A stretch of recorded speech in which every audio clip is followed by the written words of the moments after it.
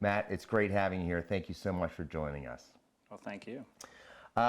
Tell us a little bit about your backgrounds. Like, how did you get into, the management of hospitals? It's an interesting world, isn't it? It is, and I think I have a funny story, kind of an indirect route into managing hospitals.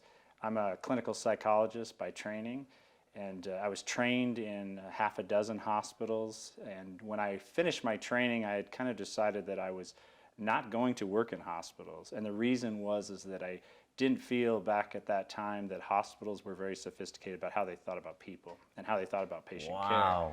So yeah, I spent a number of years outside of the hospital environment, and then I started doing some consulting work with hospitals and kind of came in through the back door. And slowly but surely, it wasn't an aspiration of mine to run hospitals, but I found that I could have an impact by being involved in some of the decisions really around how we treat patients and how we treat our employees. Right. That's really interesting because, I mean, it's kind of hard in today's world with social media and the way we're all seem to be connected in one way or the other, not to have that kind of a viewpoint to run an organization, whether it's a big, huge hospital or a small, critical access hospital in a rural area. People are the backbone of this business, aren't they? They are. I mean, we are in the people business. And I think that as medicine has become more and more technical, there's a greater and greater temptation to forget that we're dealing with human beings here. Right. We're not dealing with widgets, we're dealing with human beings. And that's both true for the patients and the people taking care of patients at every level, from the direct patient care all the way through the team that is required to be able to deliver the kind of care that we expect today. You know, the purpose of the Pineapple Academy is to help train non-clinical staff. And so, we definitely let people know that is, where we want to be. There's a lot of great content already out there for the medical staff and other clinicians that work in this environment. But when it comes to the non-clinical, I think we can all acknowledge that there's probably not as much education and training that's emphasized in these spaces, at least historically. But now it's become very obvious that it's very necessary to train these people and make them experts at their job. So in your experience, working with environmental services and food service in particular, what have you seen that evolution, say, over the last 10 years, what you've observed and from your vantage point, the significance of these departments and the role they play in the modern medical? So again, going back to my own experience, dating all the way back into the 90s when I was finishing my own training as a PhD psychologist, I think there was a temptation to silo things, to think that one area was very important and the rest you could just find anybody to fill in. And I really do think there's been a huge evolution over the last couple decades in terms of how we think about patient care. It's gone from being hierarchical to being team-oriented. And I think if you just think about your own life, what are the things that bring you joy? What are the things that make you feel connected? I mean, food, hospitality, how someone makes the bed, how they touch you, how they ask you what you want to eat. All of those things play very heavily into how a person feels. And and again, as I've said, when medicine becomes so technical, the temptation to allow it to become impersonal is very strong. And so those areas in medicine become really building blocks for sending the message non-verbally, really, to the patient, to their family, to coworkers, that we are human beings and we care about each other and we are going to work together as a team. Even within the clinical fields, we've seen a huge breakdown in the idea that there's only one person that matters. The highest trained person is the only person that matters. For example, the surgeon. That philosophy has really been abandoned within medicine today, where now there's huge recognition that safety suffers, morale suffers, and most importantly, the quality of the product that you can put on the table for a patient suffers if you do not treat this as a team sport. So that's been one of the great joys for me as I've spent more and more time in administrative roles, is getting to help that transition because it's become very competitive also. And if you want to be successful in the healthcare space today, you better take advantage of your entire team. You don't know who is going to make the difference for that individual. And I could literally spend the rest of the day talking about specific stories of individuals who, particularly on the non-clinical side, that have impacted a patient experience or a family experience in a profound way. So. Sure. Well, it certainly gives this old hospitality guy a warm heart to hear a CEO of a hospital say things like this, because this is exactly, how I felt when I first got into healthcare back in 2008. You could see the struggle between going to a non-clinical application of the experience, towards a hospitality one, and I kind of recognized that, and it gave me it motivated me to want to get work in that space and help and be part of that, coming from the hotel world, because that's exactly right. It really is about people and taking care of them, particularly in situations. You can have very dramatic moments in a hospital at any moment of the day, with children being sick or people dying, or serious personal situations that occur, and to have that human experience with the team there, I'm sure makes all the world of difference to the patients and their family. Yeah, and I think also not only the people, but the quality of the food, the quality of the cleaning, the way that you do things. A huge amount of communication, we know, it's not verbal. It's the way we go about our business, the way we treat each other. Those are all things that patients and families and coworkers are all very sensitive to. So if it's not well coordinated, if there's a chink in your armor anywhere, you fall down in terms of the quality of the product that you're able to give people, which is both physical and human, I guess is the way I would describe it. Sure. Very, very, I think that's a very exciting evolution in healthcare, again, over the course of my career. So when you go to conferences and you're meeting with other C-suite, executives in healthcare, is this a common theme? I mean, it's nice. It would be nice to think that you're not the only person out there, beating this drum. My guess is. I think, again, today, as the workforce has become more specialized, and it becomes harder and harder to find these types of people, it's become a very competitive environment. We are literally out scanning other industries and trying to coax their people into our area based on how they treat us. It's not just talking with other executives. It's literally me at a restaurant watching how somebody is interacting and thinking, how do I get that person into my space? Wow. Because they have what it takes to elevate what we're doing. So, and also too, we talk about the people part is obviously hugely important, but so too is the product, the quality of the food, the types of smells you leave behind when you get done cleaning, the way you clean, the way you tidy up. The standard is really not, the healthcare industry didn't set the standard. We're stealing standards from other industries around us and bringing them to us and talking about what is being done in the elite hotel industry, what's being done in excellent restaurants. Those are the new standards for healthcare. It's not the old cafeteria. Here's something that we're not even sure what it is. It's a funny shape and a funny color. Those days left us, a long time ago.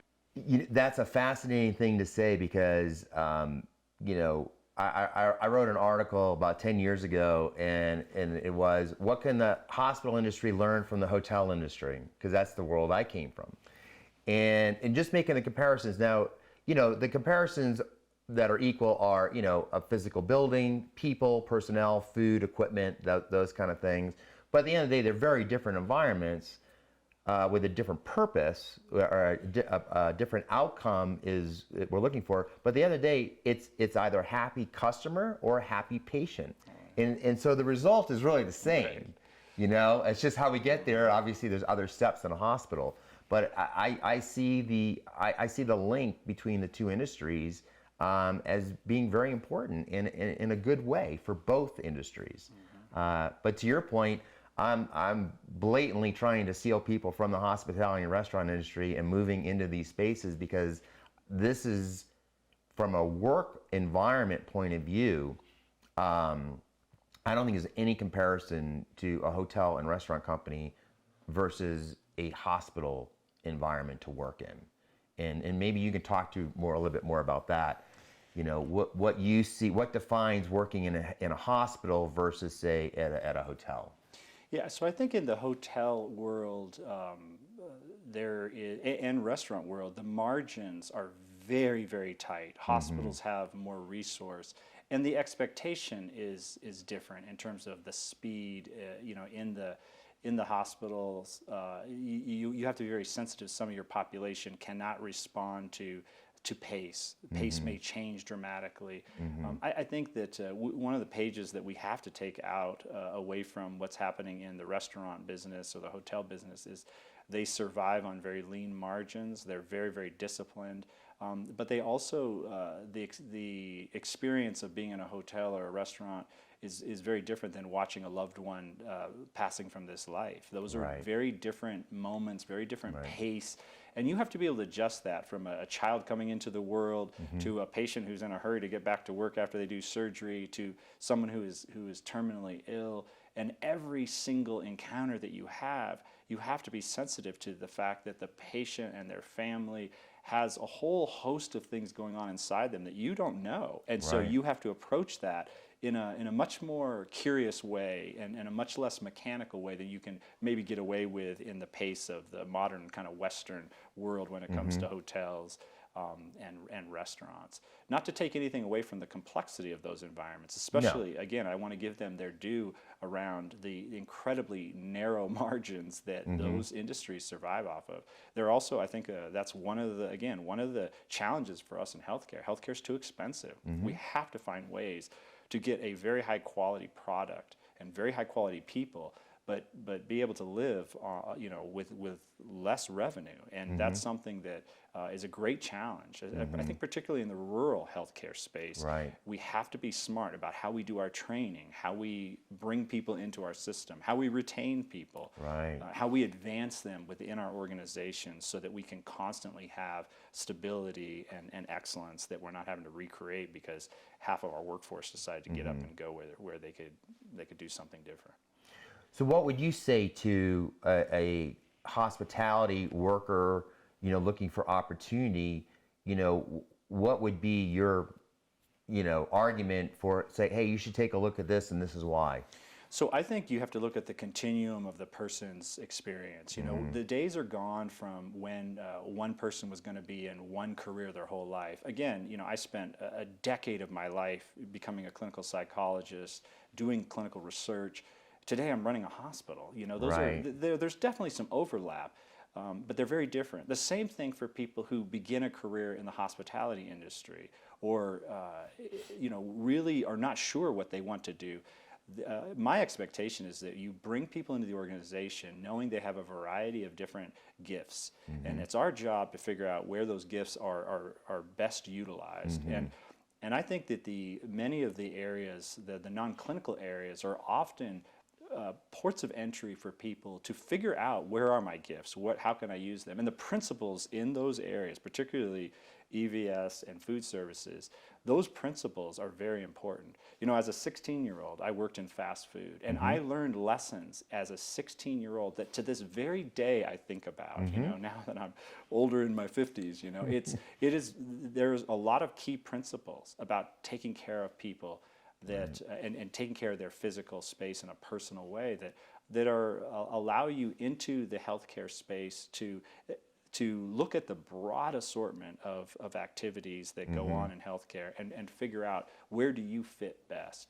So I don't look, in fact, I've been involved in building pipelines to bring people into other departments through both EVS and food services, particularly young people or people who are changing careers. Again, many stories out there of wonderful people who ended up in a huge variety of roles inside hospitals. And again, I would look at myself. I had no aspirations of running a hospital. In fact, to be honest with you, I wasn't a big fan of executive suite people. As an analytical, person in terms of the type of training, and not only that, but somebody who had a lot of technical knowledge about human pathology and the challenges as people acquire more and more human power, the damage that can do to to the personality of a human being. So Right. I kind of shunned, actually, to be honest with you, I went towards it and moved away from it because it was not Right. something that I wanted to pursue. I was sort of being dragged into it. I think it's true across the hospital. You can have an EVS worker one day who becomes an IT specialist. You can Right. have a person who enters with a great love of food preparation and finds out that they're very, very meticulous, and cleaning instruments is their gift. I mean, and so Right. there's a lot of ways to think about, you know, the role. Now again, within EVS food services alone, those fields are critical. They're some of the highest touch areas. The patient often and their families often more vulnerable with that population of the workforce.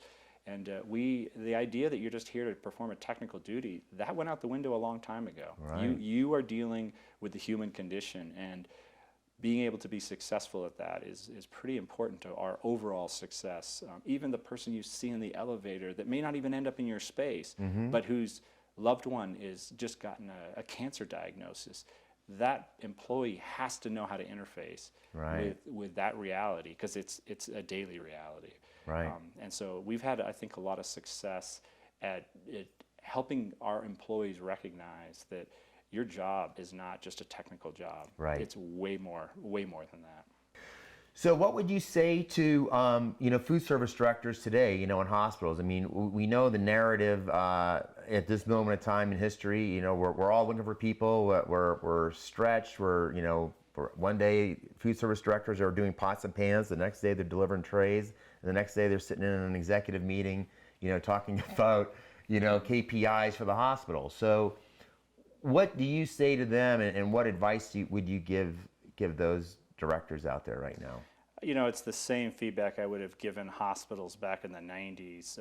I recognize you're dealing with people, invest in those people, Right. listen to their behavior. Don't just listen to what they say, watch what they do, become interested in what their human needs are, and then feed those needs. And the fed person, psychologically speaking, will be able to deliver a different product, first to their coworkers, and then to their patients and the larger community within healthcare. So to me, it's always about investing in people, and that begins with how you think about the interview process.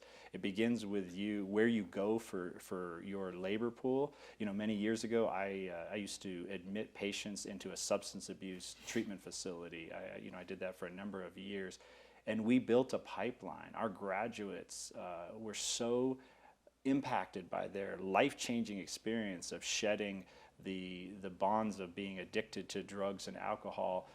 They became very connected with our institution. And by the time I left that institution, I counted, we had 16 employees who had come through our substance abuse treatment facility, and some of them were our star players because they had been rejected by many parts of society. But they had a burning passion of living out their recovery, and the very hospital that they got these bills from, for their treatment, they had this deep commitment to. And it was a very powerful experience for me personally watching them. There was one particular employee who I didn't personally admit her to treatment, but she learned who I was. I was in an executive role at that time, and she would talk with me all the time about her experience as she's serving me, all the gratitude that she had for the investment, how her life was different. We came to know each other just in small talk, came to know where Sure. she had lived and things she had done. But that's an example where somebody who was not sure of themselves, their life was not going the right direction, someone invested in them. Right. And she invested back, and those are powerful experiences. I wouldn't be passive if I was running one of those service lines. I would be very active. Look for your people, bring them in. Do not be discouraged when you elevate them and they go into other fields. Even in fact, expect Sure. that. Oh, yeah. Because we're in the business of elevating people, giving them opportunities to find out what their skills are. And then the other side of that, to me, is that food and the physical environment in which we live is very important to how we feel. Right. And so never, ever allow your staff to think that their contribution is minor. their contribution can be life-changing to someone. The Right. simplest things, and again, when you think about food in particular, the Mm-hmm. role it plays in how we experience life, so important. The health of it, how it looks, how it's served, how it tastes, of course, the timing of it, the simple way you ask somebody what they want to eat today, especially when they're not sure they can get something down or they're not sure how it's going to affect them. All those things provide opportunities to elevate the experience for the patient. And there's lots and lots of examples. I estimate that I've read between 30 and 40,000 patient surveys over the years. And the number of times people talk about that, that cup of chicken noodle soup that you sent me home with, Oh, right. or the person, the downside, the person didn't realize I can't eat any of that stuff. They didn't inquire, and so they tempted me with things I wasn't even able to eat. Taking a little bit of extra time to do your role and in a very sensitive and thoughtful and elevating kind of way is a very important part of the overall healthcare experience. And honestly, as a young psychologist working in giant hospitals during my training years, I had come to the conclusion that hospitals would never figure this out. It was only through consultative work that I was doing and really being dragged in, honestly, to say, hey, you got a lot of opinions about this. Why don't you come work for us? That kind of gradually broke down my own resistance. So I feel very passionate about the idea. Don't ever let someone tell you that your role in a hospital, I don't even care what it is. Sure. It expands beyond even the areas we're talking about today. Every area has the opportunity to impact a patient and their family or a coworker in a way that's profound. And don't ever forget that. So. That's some awesome advice. Thank you for that. So you mentioned being creative with hiring and looking. I think it's funny. I've had some discussions. People saying they're having a hard time finding people, and I'll say something like, well, how do you reach out and find people? And one I'll never forget. One person responded. He goes, well, the jobs are posted on our website. Exactly. And it's like, well, gee, do you think the guy working at the McDonald's down the street is looking on your website looking for a job? I mean, that's just not reality. I mean, if you're not in healthcare, and that's where I was for many years of my life. I was outside of health. It's not a world that you necessarily, think about working in, Right. particularly with a food background or a hospitality background. So you have to reach them and find them where they're doing it. But more importantly, there's a lot of people out there who are looking for these opportunities, and specifically we have people that have both physical and mental handicap situations that we see. We see people coming out of jail who may have done nonviolent things, that maybe went to jail for something they did when they were 18. It was at the wrong place at the wrong time, and here they are. They're an adult now as they're looking for opportunities. How do you approach that, and how do you work with HR and department heads to find those gems that are out there you're just talking about, and to bring them into the space and let them find their gifts? So I think it's the difference between being passive and active, just like you described. The idea in today's environment, at this point in history, at least in Western culture, the idea that there's going to be a surplus of workers is that needs to be abandoned. That doesn't exist. Right. And so the idea that they're just going to show up on your doorstep is over. You have to go out and find them, and you have to treat positions that people historically have disrespected, frankly. They have not recognized the power that those positions play within healthcare and other areas as well. Not just in the healthcare space, but beyond that. And so to me, it begins by sending out a vibe from your institution that this is very important work, because it is. And you can't just say that. It's one thing that always amazes me, even in executive discussions. The human person is very perceptive, much more so than people realize. And if they sense that the belief inside the institution is that the individuals who provide these services as part of the team are as valuable as anyone else, that permeates not just the institution, but it breaks outside the walls of the institution. An example for me was, during the early stages of the pandemic, we had lots of people in the clinical areas in particular who were afraid. They were afraid of catching COVID, passing it on to their family. We started seeing workers across the country kind of pulling back and trying to protect themselves. In our EVS group here, I did not have a single resignation. And this was at the very early phase where we did not really understand what we were up against. We knew it was bad, but we didn't know how bad it was. And so, when that became apparent to me, when we got through the first wave of COVID, gathering up our people, acknowledging them first publicly, but also economically, and saying, when everyone else was scared, and let me tell you the list of people that came up with reasons, the people who we gave people an opportunity to resign, some did. Guess who didn't at all walk away from their duty station? As so to speak, the planes were coming in with the bombs. Who held their ground? You guys are the ones that held your ground. And I mean, it was very powerful. I mean, imagine being a CEO wondering, what happens if all of my EVS people get up and walk off? Not a soul did. And so I had to personally say, now this isn't on behalf of the hospital, but this is on behalf of me. Me, the human being, to you, the human being. Thank you. Thank you for manning those scary stations when the enemy, so to speak, is coming upon you. So those are ways, to me, that you have to constantly remind people, because our society doesn't help us. It creates people that are at the high end and the low end, both economically and socially. And we need to reinstill the dignity of every position in a hospital. When people feel that, they become proud of what they do, and they become invested in what they do, and they tell their friends, and they come.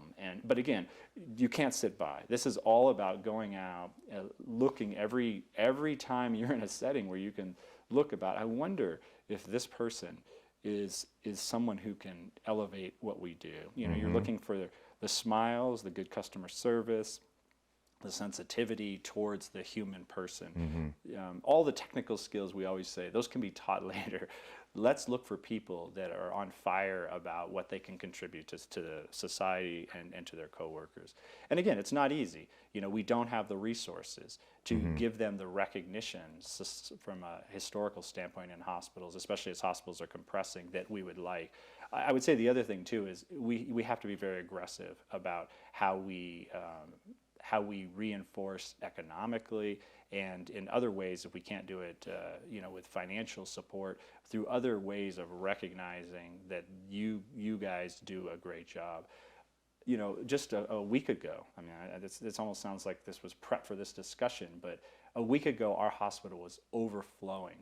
And I literally went one day to two EVS, a manager and one of the other staff, and I said, listen, I'm worried we're going to run out of people because we're having people getting sick that can even turn the rooms, because the volume of rooms we need. You're going to have to train me. And I was serious. And so they did. They took me in and they walked me through things, and they started, and I wasn't doing it to be a hero, to be totally honest. I was doing it because I was concerned that in the middle of the night, when I was stressing about, do I cancel tomorrow's surgeries or not? Do we have enough people to turn these rooms over? People are getting sick. People's family are getting sick. I need to be able to know how to turn over a roof. And it's not as easy as it looks. No, it is not. And just the process of those two ladies training me was very reinforcing, I think, for them and me, to be honest with you, because they taught me a lot about our rooms. We had remodeled a number of rooms, and they were teaching me about things I didn't understand, about what parts of the room remodel went really well from a cleaning. It gave me a chance to appreciate. It's not every day that the CEO takes off his jacket out of fear, honestly, not out of trying to be somebody I'm not. Right. I knew it had happened to me once before where we didn't have the ability to get a room turned over because all our people were trying to keep up with the flow at that particular moment. I'm like, you know what? At least I'm sure I'm trainable, And, right. And so and honestly, saying to them afterwards, I'm gonna have to come back for a second room because I'm not sure I'm gonna pass your guys' test because you guys have a system and I don't yet, you know. And there's a lot more information here than I realized. Right. So again, I think it's working as a team. It's communicating that without you, the whole show is going to shut down. Yes. And so, I think thinking about how you bring people in, back to the kind of how do you go about doing this, looking actively, talking with people, asking people about folks that are maybe in a state in their career or their life, particularly young people, where they're not sure what to do, Right. instilling in them an idea that this is a way to touch the healthcare space. And I think you might have a gift for this. Right. And then once they determine that they have a gift for this, find ways to allow them to progress from a career standpoint. Right. Build ways for that recognition to come through economically as well as at the human level. I've always felt, you know, you invest in the people both from a personal point of view, but also a career development point of view, and you show them the importance. You know, they will grow with you and they will stick with you. And where they go, we don't know, but it's certainly an exciting thing to watch. You know, even like the food service director here that works for you. I mean, you know, I've been able to watch her career for almost 12 years and see, you know, just her development and what she's done as an individual. And it's really inspiring to know that in the hospital world, it really is sky the limit. You really can go a lot of places.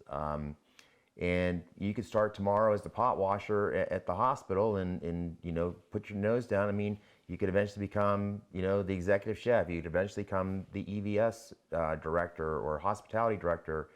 It really is about your attitude and your willingness to, you know, be open to these experiences. Yeah, and I think in our particular case here, you know, our leader for those departments, we throw all kinds of funny projects at because she knows how to execute projects. She knows how to work with people at a high level. It's funny we're having this conversation because she inherited a very thorny challenge. And it was sort of one of those, why me? Well, unfortunately, your past success has prepared you for this because we think you might literally be the best person in the organization, up and down the organization, to try to tackle this particular challenge. And you have our complete support. I think, again, going back to how you want, you know, how you approach this as a manager, I think it's the same thing at executive levels. If you don't have the right people running critical departments and you're not willing to take feedback from those departments, I mean, when our manager shows up at my office, I feel anxiety because I know I'm about to be directed in a way of something that I probably need to do better. Right. And it has to be a bi-directional relationship. That's the team part, where it doesn't matter what your role is. When the ball comes to you, it doesn't matter if you're the 9th best player on a baseball team. If you can't catch the ball, the whole team is going to feel the effect. And so I think, and the flip side, I don't care if you're the superstar surgeon, you are nothing without the rest of your team delivering products. So it is a team sport, and luckily medicine, I think because of how competitive it's gotten, has finally really figured that out. That you know, you can't do it alone. It really does take a village, doesn't it? It's I think self-evident. It wasn't at one point. I mean, there was no doubt. incredible power differentials that caused human harm. Yeah. And I really think, actually, I hesitate to say this, but the regulatory industry, particularly on the clinical side, I think it took a long time for this to happen. But it was, unfortunately, through loss of life, through mistakes, through people getting the wrong leg cut off type of things, that all of a sudden we realized that the power differential was causing serious problems in the excellence of healthcare and causing damage, and we had to do something with it. Isn't that interesting? It is. Yeah. I think it really is. But again, it speaks to what we're doing, which is we're working together as humans. I would also say it's a whole lot more fun today, you know, because everybody has a role. Everybody gets a swing at the ball, so to speak. It doesn't matter what your role is. When you're trying to eke out another 1/10 of a point to get a higher percentile ranking from your patient experience, every little piece of it matters, and it's fun. I mean, you fail some, you hopefully win more in terms of your growth and your progress, but you need every single person. In fact, you know, when I walk clinical floors, I often pause outside of rooms and I listen to the exchange of the person who's tidying up a room, or who's asking somebody's preference for the meals that day, or how a nurse talks to a patient, helping them to the bathroom. I'm listening for the nuances that help me understand, do we have this skill set, and is it universal? Or do we have people that are exceptional at it that can be paired with people who are still learning or may never learn? Maybe it's not their gift, so that we can have those conversations. Hey, maybe your skill set is better somewhere else inside our institution. Let's talk about that. because the standard now is we have to deliver a superior product every single time. Every time, right? And we have to be open. We have to embrace the changing culture. Particularly with young people. I mean, they want to be part of something. It's interesting the conversations we have. They're not looking for, oh, I want to make $1 million, whatever. They're looking for a cause. And to me, particularly in this country, the senior living and hospital environments, I mean, that's a great mission. It's a great thing to be able to service other people and take care of them, and also know that you have a great place to come to work every day, and you got people that are watching your back also. Absolutely. I really, it's funny. I like I said, I was in the hotel business, for many years, and when I first got into healthcare, I was a nervous wreck. I mean, because there's all this nomenclature that is completely bizarre and different than any other industry. But soon you realize 99% of the people in this industry are doing it for the right reasons, to help other people. And when you start recognizing where people are really coming from in this industry, suddenly it's like, this is a really great place to be, and the people are just wonderful to work with. So yeah, I think the healthcare space is very special as again, as technology has made relationships more distant, as we have become so technically oriented, relationships all of a sudden become more important. And so just the mere pulling together as part of a team, being part of something, being there at some of the most important moments in people's lives and people's families' lives, co-workers' lives, it's a beautiful place to be. Yeah. And so I guess I would say, come to healthcare. Even people like me that had sort of a love-hate relationship, at least with the hospital side, it is a beautiful opportunity. It's a true gift, honestly, to be able to touch people. And again, very often it's you're touching the people, the coworkers who you're putting on the front lines to touch the patient, whether it be again, a simple hello to somebody who's thinking, what am I going to do without my husband who's dying, or how am I going to manage this? I've got 3 children at home, and I've got a 4th now, and my child just older is just, I don't know if I can do this. It's a joyful event, but there's a lot of questions, and being able to listen deeply for each other on the employee side is what allows us to listen deeper and deliver more for the people we take care of. So. And the other thing I think I'm sure you agree with, and we can talk a little bit about, is there's so much opportunity regardless of what your interest is personally. So if you're an electrician in the outside world, you need electricians here, or groundskeepers, or cooks, or anything that's most jobs that are out there in the world, there is an equivalent in the healthcare world that's needed, and it's all important. As you said, there isn't a single role that's not important here. Yeah, it's kind of like a miniature city. It Yes, has all the needs you really can imagine. is. It really is. Even supply chain related needs. Right, right. So that's great. So everybody's welcome into healthcare. Come on in and take a look around. So true. Well, Matt, it's certainly been a pleasure talking to you today. Thank you so much for joining us, and really appreciate everything you had to say today.